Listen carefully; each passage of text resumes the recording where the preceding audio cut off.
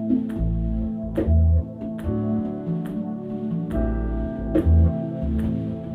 spread it out and try to do an even layer of each. Here's coffee grounds, organic. Fair trade? Probably, yeah.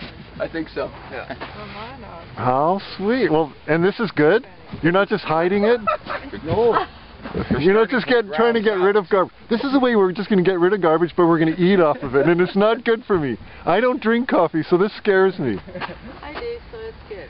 It's okay. Yeah, this is all good. See, coffee So is good. should my concern about whether having my coffee consumption through my plants be of consideration 20 years from now, and I go, oh my gosh, what was I doing? Yes or no? No, coffee is one of the best slow-release nitrogen fertilizers you can get for free. Oh my gosh. Yay, Starbucks!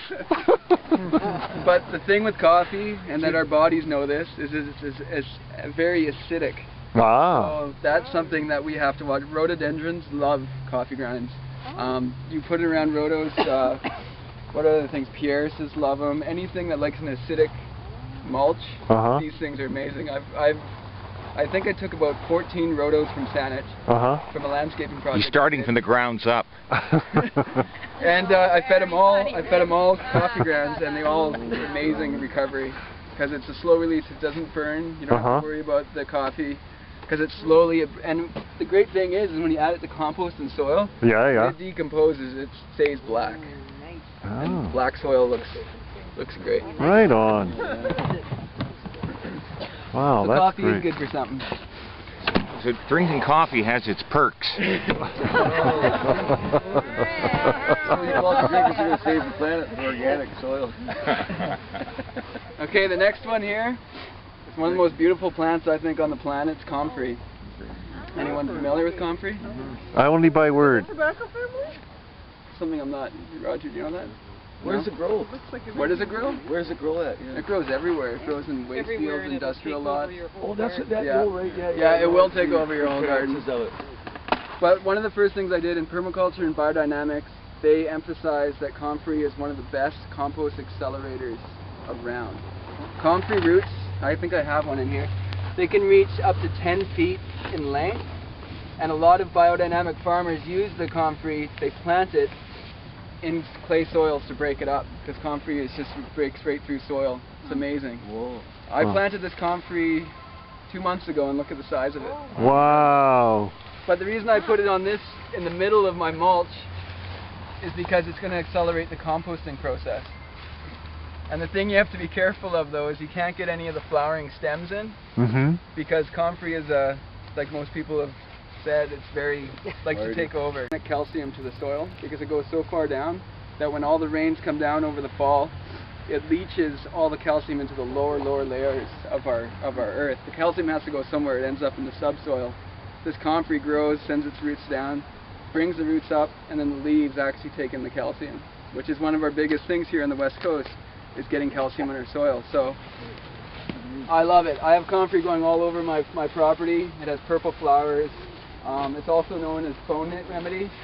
If you ever break a bone and your bone gets set, you can make cold presses with the comfrey leaves, and it's amazing. I had a friend that shattered her hip, and she was taking the tincture, and the doctor said to her he's never seen such a speedy recovery. And it's Sweet. Age old. So it's a medicine, it's a compost accelerator, it's a beautiful plant.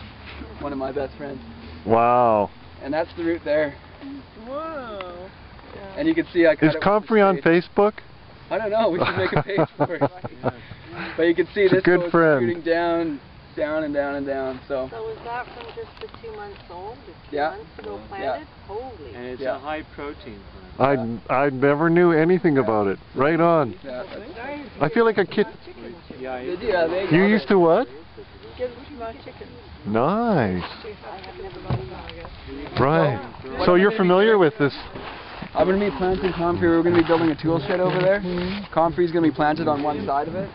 So that way when we're building our compost piles, we're going to be adding comfrey to the piles to keep the acceleration going. How do you spell that? I've never heard of that. Comfrey. Where did you get the seeds or the roots from? What's that? I've never grown that. I grew a lot of vegetables, but I've never grown that. Oh, okay. But I would like to try it. You'd like to try it? Yeah. Okay.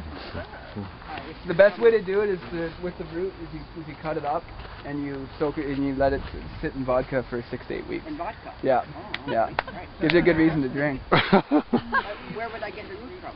I could give you some. Oh, great. Yeah. Okay. And what's really nice, you can't make a mess. Like, it's not a problem, you know, like when people lay stuff down, you don't step on it! It's like you're supposed to like mess it up. My garden. No, that old paradigm's gone. You can like enjoy yourself. There we go. You stomp around. You can get messy and get all blacked up and how fun. This could be fun. Having a garden could be fun. It is fun. Like, it doesn't have to be like, just throw that stuff down there. Why do I have to put that there and all that? He's getting back to his roots. That's right. That's amazing. You're the king of fun, Greg. Does this look familiar to everyone?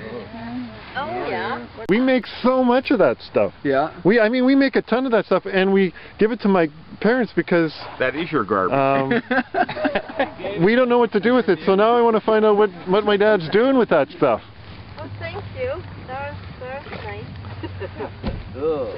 Yeah, that's working. But I get to visit my dad twice a week because of that extra. It's fun.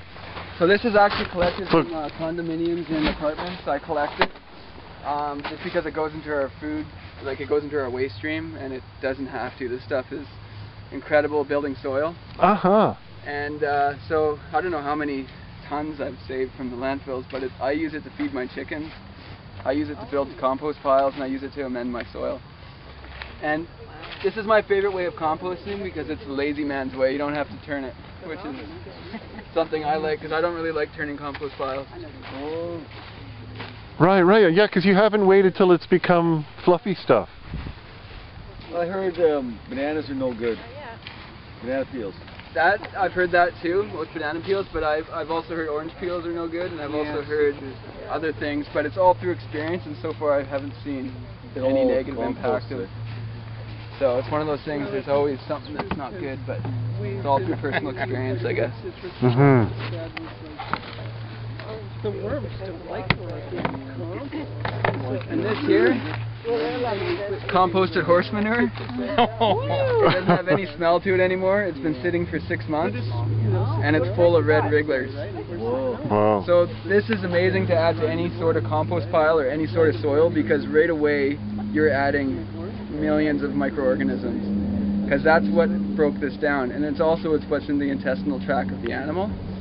So when you're adding manure, you're adding you're adding the microorganisms. So they're going to eventually help from the top. These microorganisms are going to mingle with the microorganisms below and together work on eating this pile of mush. Huh. Looks like you've got your, you know what. And is the percentage that you're doing pretty, have you got it, is this what you usually make it look like? Yeah, essentially, yeah. Yeah, approximately? Yeah. So the reason I'm adding this on now is because it's full of microorganisms. So I got microorganisms below and then this on top. So it's just, and then all the worms in it too. Try to be gentle and not hurt them. Right.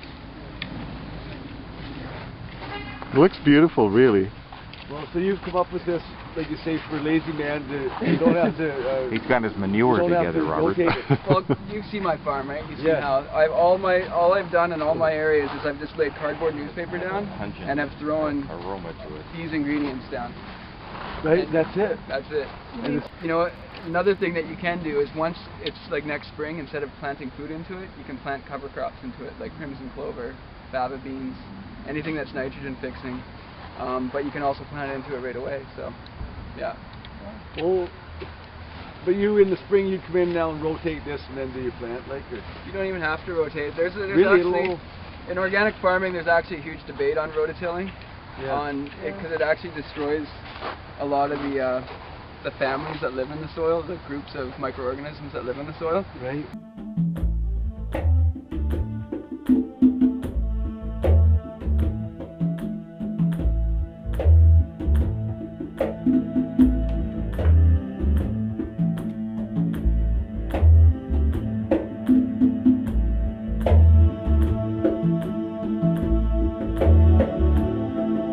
Bye.